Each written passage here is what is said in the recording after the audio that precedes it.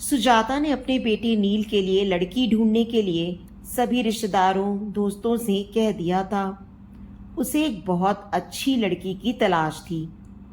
वह अपने पति राघव से इसी बात की चर्चा करती थी कि जब दुल्हन इस घर में आएगी तो घर कितना खुशहाल हो जाएगा।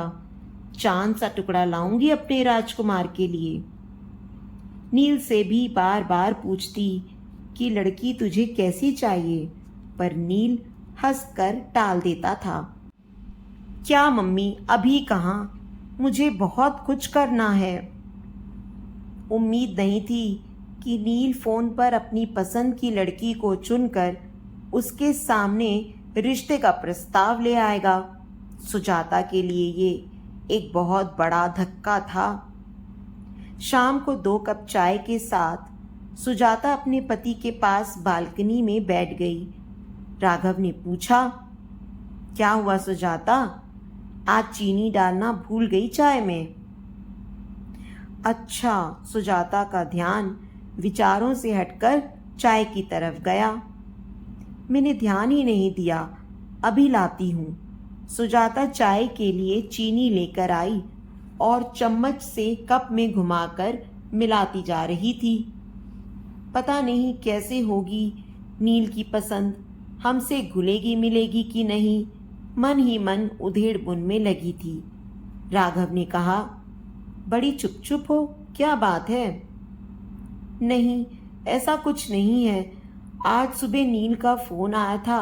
उसने बताया कि माँ, आपको लड़की देखने की ज़रूरत नहीं है, मैंने लड़की पसंद कर ली है।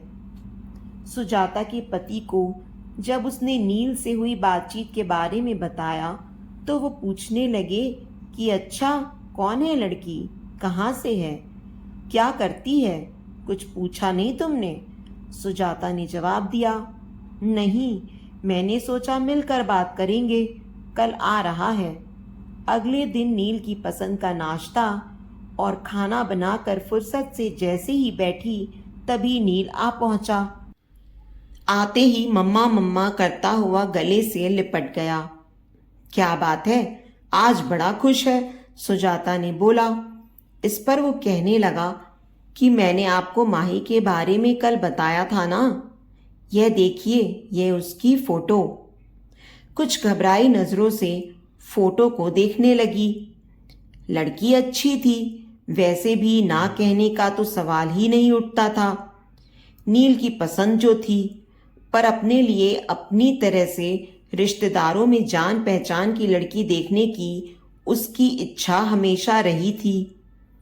राघव ने सुजाता को इस बात के लिए पहले ही समझा दिया था कि नील को ही जिंदगी बितानी है, नील की पसंद ही माननी चाहिए।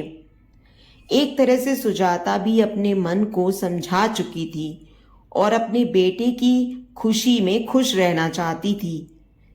कैसी है मम्मा? नील ने उत्सुकता से पूछा। प्यारी है, कहाँ रहती है, क्या करती है? सुजाता ने जवाब देते हुए उससे कई सवाल कर डाले। माँ, मेरी कंपनी के पास एक कंपनी है, उसमें जॉब करती है। उसके घर में उसके मम्मी पापा और एक छोटा भाई है, आपसे मिलवाना चाहता हूँ। नहीं बेटा, तुमने पसंद कर ली तो हमने पसंद कर ली, उसके पापा ने कहा। उसके मम्मी पापा बात कर लें, फिर इस रिश्ते को आगे बढ़ाएंगे। नील ये सुनकर बहुत खुश हुआ और माही के मम्मी पापा का नंबर तुरंत अपने मम्मी पापा को दे दिया। कुछ दिन बाद दोनों का रिश्ता पक्का कर दिया। माही सांवले रंग रूप की थी। हाँ, आंखें जरूर बड़ी थीं, लेकिन उसे देखकर सुजाता को लगा कि मैं तो इससे अच्छी ढूंढ कर लाती। गोरी चिट्टी, पर मन महसूस कर रह गई। सगाई धूमधाम से हुई, शादी भी हो गई, पर सुजाता को चिंता थी कि कोई मेहमान बहू के सांवले रंग पर कुछ बोल न दे। लेकिन उसने देखा, माही के चेहरे पर एक मुस्कान रहती थी। दुल्हन थी माही, पर फिर भी सबका ध्यान रख रही थी। आपने पानी लिया, कुछ खाया? सब रिश्तेदार तारीफ करते नहीं थक रहे थे, पर माही ज्यादा बोलती नहीं थी। शायद उसकी आदत ही ऐसी थी, कम बोलना। सुजाता को माही से ज्यादा बातें करने का समय नहीं मिला। पहले मेहमान रहे, फिर वह हनीमून पर चले गए। वहां से लौटे तो दोनों की छुट्टियां खत्म हो गई थीं और दोनों दिल्ली लौट गए। नील ने 2 कमरों का एक मकान किराए पर लिया हुआ था। माही और वह दोनों साथ ही निकलते थे। दोनों की कंपनी पास पास थी। फोन पर थोड़ी बहुत बात हो जाती थी, क्योंकि सुजाता को हमेशा राघव से माही की ही बात करनी होती थी। वह हमेशा कहती, माही शायद हमें पसंद नहीं करती। सुजाता को शिकायत होती थी कि वो दोनों घर नहीं आते। इस पर उसके पति राघव उसे समझा देते कि उनको छुट्टी नहीं मिल रही होगी। अभी शादी पर ली तो थी कितनी सारी छुट्टी, पर सुजाता के मन में एक डर था। बिना जान पहचान शादी हुई है। माही के कम बोलने की आदत की वजह से सुजाता और माही शादी होने के बावजूद भी एक दूसरे को ज्यादा करीब से नहीं जान पाए थे। एक दिन नील ने फोन किया और कहा, आप और पापा कुछ दिन के लिए आ जाओ। हम दोनों को छुट्टी नहीं मिल रही है, लेकिन आप लोग यहां आ जाइए, सब साथ मिलकर रहेंगे। सुजाता ने बहुत आनाकानी करते हुए मना किया। नहीं, अभी नहीं, फिर कभी। लेकिन नील मानने को तैयार ही नहीं था। अच्छा, तेरे पापा से पूछकर बताऊंगी। राघव के हाँ कहने पर सुजाता की खुशी बढ़ गई और उसने एक लिस्ट तैयार कर ली कि क्या क्या राघव के साथ वह बाजार से जाकर नील की पसंद का लेगी। माही की भी खाने पीने की पसंद उसे पता चल चुकी थी, इसलिए उसने लड्डू, पंजीरी और घर का भी काफी सामान बना लिया था और बाजार से भी उनके लिए शर्ट और सूट खरीद लाई थी। आखिर पहली बार बेटे और बहू के पास रहने जा रही थी। राघव और सुजाता टैक्सी करके दिल्ली पहुंच गए। सुजाता सोचने लगी, माही ऑफिस होगी, छुट्टी तो ली नहीं होगी, मगर दरवाजे पर ताला नहीं था। सुजाता को अच्छा महसूस हुआ। डोरबेल बजाते ही माही ने पैर छुए और नाश्ता और चाय लेकर आ गई। माही ने कहा कि आप नहा धोकर कपड़े बदल लीजिए, मैं थोड़ी देर में खाना लाती हूं। सामने नया टॉवल रख दिया।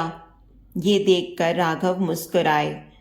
थोड़ी टेढ़ी निगाह से सुजाता थोड़ी सी मुस्कुराहट के साथ नजरें नीची करके नाश्ता करने लगी। देखा, बहू कितनी समझदार है। राघव के ये कहने पर सुजाता कुछ नहीं बोली। कहती भी क्या। शाम को जब नील आया तो सब खुशी से मिले। सुजाता सामान दिखाने लग गई। सब बहुत खुश थे।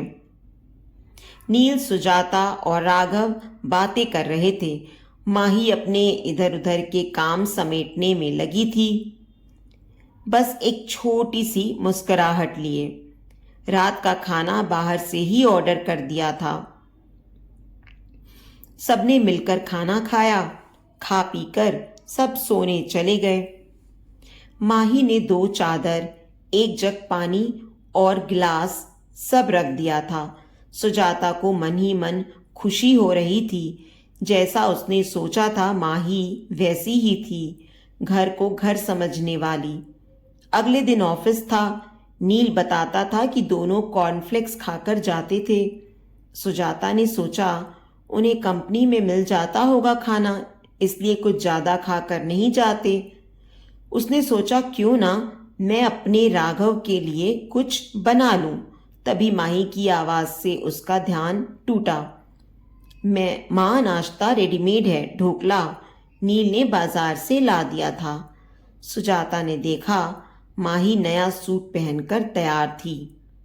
ये वो सूट था जो सुजाता लाई थी।